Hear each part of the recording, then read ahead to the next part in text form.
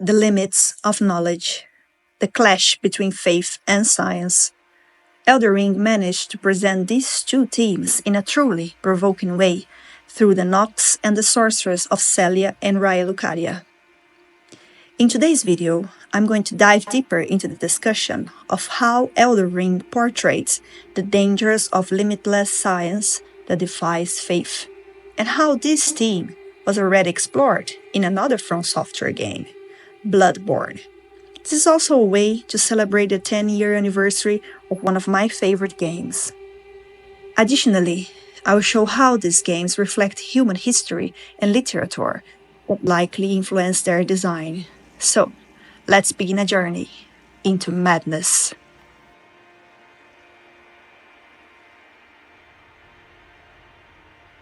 The Nox are an ancient race devoted to the worship of the moon, as we learn from the Moon of Noxtella talisman. Once a powerful force in the lands between, traces of their Gothic and unique architecture can still be seen in many surface ruins, such as Urdina Liturgical Town and the Church of Vows. They are also the founders of the Eternal Cities, and possibly of the town of Celia. It's not the goal of this video to focus on the Nox or their possible connection to the Numens. That's been explored plenty already. What matters here is what they did and how their actions serve as a warning about scientific study without ethics. A civilization powerful enough to create city as beautiful as Noxtella and Nokron were also the ones who dared to challenge the divine, creating life through forbidden means, or rather, as described in the Silver Tier Husk item, creatures that makes mockery of life itself. Walking through the depths of the Ansel River, we reach an area with a giant figure, possibly representing a Nox, a statue from the golden age of that civilization. We are suddenly attacked by a creature resembling a dragon, yet it appears deformed, strange to the eye, and unable to fly. It is not majestic like the dragons we fought, no. These are the Dragon King soldiers, born in the Eternal Cities, pitiful abominations, mere emulations of the true lords of Farum Azula. In fact, finding one Dragon King lost in the Lake of Rot is a sign that these failed experiments were abandoned by the Nox, left there to perish alone. Alas, the Dragon King soldiers never attain immortality, and perish as decrepit, pale imitations of the Skyborn King. The Nox civilization didn't stop there. They wanted to mock the Greater Will even further by creating the Silver Tears, a mass of molten silver capable of changing shape, with some of these creatures transforming into silver-skinned humanoids. An interesting detail. The use of silver isn't only due to its association with the moon, but also as a form of mockery. Silver stands in contrast to gold, with gold representing the faith in the earth tree, which they deeply despise, and the Golden Order, which, at the time, hadn't yet reached the peak of power it would achieve after the fall of the Nox. Of course, creating something that mimics the human form is disturbing and already crosses a line. But then, the Nox did something even more cunning and profane. They created the Mimic Tears, beings capable of completely copying their opponents. These were attempts by the Nox to forge a lord. But who would that lord be? A substitute for the Greater Will? A version freed from the constraints of the Golden Order? Or a new god under the name Lord of the Night? Although a mimic, it cannot possess the same will as a true human. In other words, the attempt also failed, nothing more than a shell without a spirit. We encounter only two of these Mimic Tears, perfect copies of a human, one in Nokron, deep within the Eternal City, and one in the hidden path to the Halic Tree. What was it doing there, so far from the underground? I like to think that this Mimic Tear escaped its prison in Nokron or Noxtella, and, like the Albinarix and the Misbegotten, was seeking a paradise for the outcasts. Finally, the Nox carry out their ultimate act of defiance against faith. The hidden treasure of the Eternal City of Nokron, the Fingerslayer Blade, able to harm the greater will and its vassals. The game describes this weapon as a blood-drenched fetish. The word fetish can also mean an inanimate object worshipped for its supposed magical powers or because it is believed to be inhabited by a spirit. Why did they create this weapon? We can only guess, but if it is called such fear in the greater will, which represents a divine entity in the lands between, then this weapon was capable of changing the course of an entire era. Through this blade, the Nox could have set their plan in motion to bring forth their Lord, known as the Lord of the Night, and the coming of an age of stars, defying and overcoming the very religion they hated. A weapon so powerful that it finally triggered a reaction from the faith of the Earthry, and that reaction was devastating. The Nox were banished deep underground so that no one else would know of that marvelous and dangerous civilization. Banished and forgotten, the Nox have not given up of hope of destroying everything the greater will represents. Hidden in the depths, they wait the merge of their promised sovereign, the Lord of Night. Indeed, the Nox represent that relentless pursuit of knowledge, a bold defiance of faith and moral boundaries, all to reach forbidden knowledge. But they weren't the only ones to perform such profane deeds. The sorcerers of Celia and some factions of Raya Lucaria also studied dangerous knowledge that challenged the religion of the Earthry. In Celia, town of sorcery, we encounter the sorceress and Nox monk, which suggests that at some point these groups share knowledge. While there is no direct evidence that Celia and Raya Lucaria were allied, we can infer that they were likely rivals, as the sorcerers of Celia were considered assassins, and even Master Lusat, one of the great sorcerers of Raya Lucaria, was exiled from the academy due to his unorthodox studies and returned to Celia, his hometown. In other words, he returned to the only place that accepted the dangerous science he pursued. Celia is also located above Nokron, and Gowry states that the Celians were descendants of the Eternal. Perhaps the people of Celia were Nox who managed to escape the fall of the Eternal City?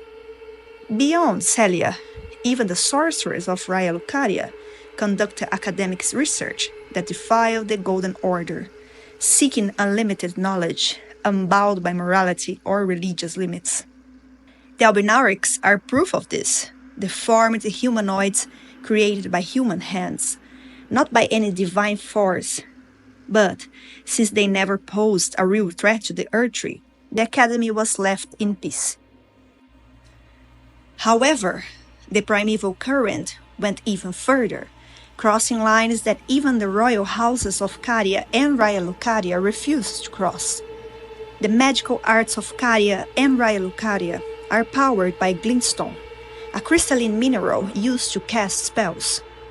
However, the primeval current of glintstone sorcery is treated as a taboo. That's because those who pursue it often descend into a catatonic state, their minds broken by the overwhelming knowledge they uncover. Azur and Lusat were among the most preeminent scholars to unlock the secrets of the primeval source, and, as a result, they were banished from Raya Lucaria. Their relentless pursuit of knowledge led both men to the total collapse of their minds. As stated in the description of the Stars of Ruin sorcery, when Lusat glimpsed into the primeval current, he beheld the final moments of a great star cluster, and upon seeing it, he too was broken. And the description of Comet Azur states, when Azur glimpsed into the primeval current, he saw darkness. He was left both bewitched and fearful of the abyss. Selen, the sorceress devoted to revive Azur and Lusat's work, defends the primeval current without hesitation. She says, I want glintstone sorceries that open our minds, unbound by terrestrial taboos, no matter what we give in return. But we see firsthand what this unrestrained thirst for knowledge does to those who chase it. In the end, Selen transforms into a grotesque, floating sphere full of faces, the school of raven mages. If this was the fate of nearly every scholar who dared to explore the primeval current, then it's no wonder the Academy treated it as a forbidden. A talisman depicting a school of raven mages, the nightmare of the Academy. The primeval current is a forbidden tradition of glintstone sorcery. To those who cleave to its teachings, the act of collecting sorcerers to fashion them into the seeds of stars is but another path of scientific inquiry.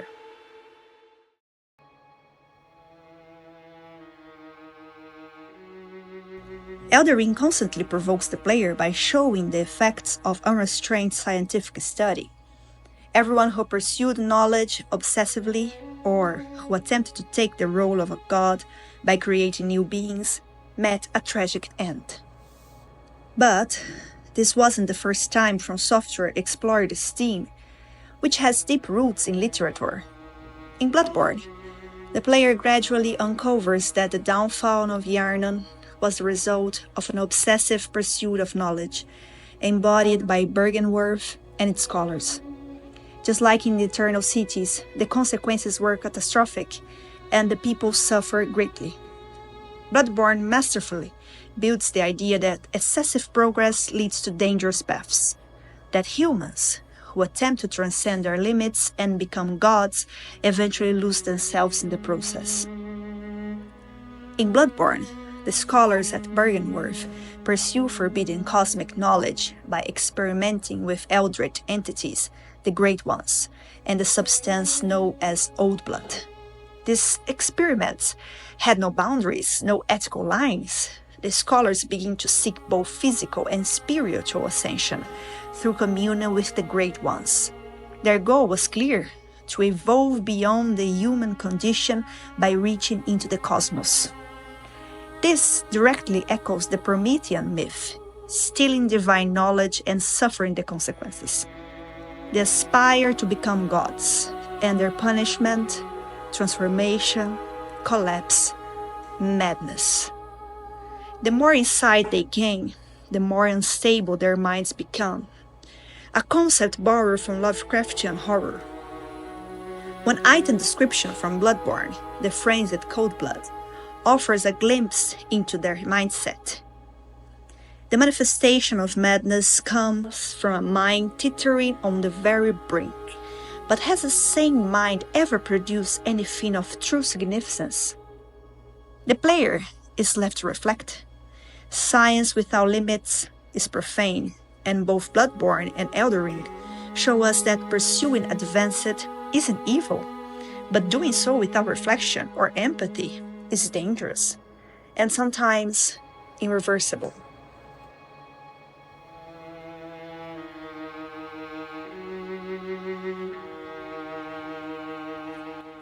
History has already shown us some very real and tragic examples of the dangers of knowledge without restraint.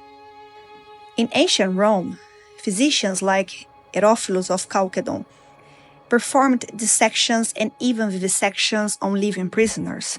The goal was to study human anatomy, but with no consent, no ethics. In the Middle Ages, alchemists experiment with substances like mercury, sulfur, and lead, often using the poor or the condemned as test subjects. By the late of 19th century and early 20th century, chemical substances had become tools of war. Mustard gas and chlorine were tested, refined, and ultimately unleashed into the trenches of the Great War, leaving behind trails of suffering and death. Only after the war were such weapons formally outlawed. And finally, in the closing chapter of World War II, the Manhattan Project led to the development of the atomic bombs dropped on Hiroshima and Nagasaki. Despite their devastating consequences, nuclear research made significant advances through this project, a chilling reminder that even in the 1940s, humanity was still willing to commit cruel and unethical acts in the name of science. Only toward the end of the 40s did intense discussions begin around the limits of science. the rise of bioethics, and debates about scientific responsibility. Naturally, From Software's developers drew inspiration not only from history, but also from literature, especially that produced in the 19th century, during the rapid advances of the Industrial Revolution. Among the many works of that era, 3 in particular stand out as likely influences on Bloodborne and Elden Ring. Faust by Johann Wolfgang von Goethe, the first part published in Germany, 1808, based on the German legend of a scholar so consumed by his will to test the limits of human knowledge. Faust tells the tale of a man so consumed by his thirst for knowledge that he strikes a deal with the demon Mephistopheles, setting off a spiral of immoral acts. The story cemented the archetype of the intellectual who sacrificed moral boundaries in pursuit of power and knowledge. Frankenstein, or The Modern Prometheus, by Mary Shelley, published in England, 1818. Often considered the first science fiction novel, this Gothic tale follows Victor Frankenstein, a scientist who decides to play God by artificially creating life. Much like Albinarix or Mimicteers in Elden Ring. Driven by ambition and pride, Victor assembles a humanoid from corpse and brings it to life, only to abandon it in horror. The tragic result is a creature tormented and rejected, who ultimately turns against its creator. Frankenstein is a powerful allegory of scientific advancement without ethical responsibility, and Victor remains the definitive archetype of the mad scientist. Finally, The Island of Dr. Moreau by H.G. Wells, published in England, 1896. This novel explores the ethical dilemmas of unrestrained scientific ambition. After shipwreck, Edward Pendrick finds himself on a remote island where the exiled Dr. Moreau is performing horrifying experiments, using surgery and biological manipulation to turn animals into human-like hybrids. Moreau is obsessed with controlling nature and shows no concern for the suffering he causes. Once again, we are confronted with the horrors of a scientific arrogance and the consequences of playing God. It's clear how deeply this archetype of the amoral scientist was embedded in 19th century literature, a reflection of the anxiety stirred by the sweeping changes of the Industrial Revolution.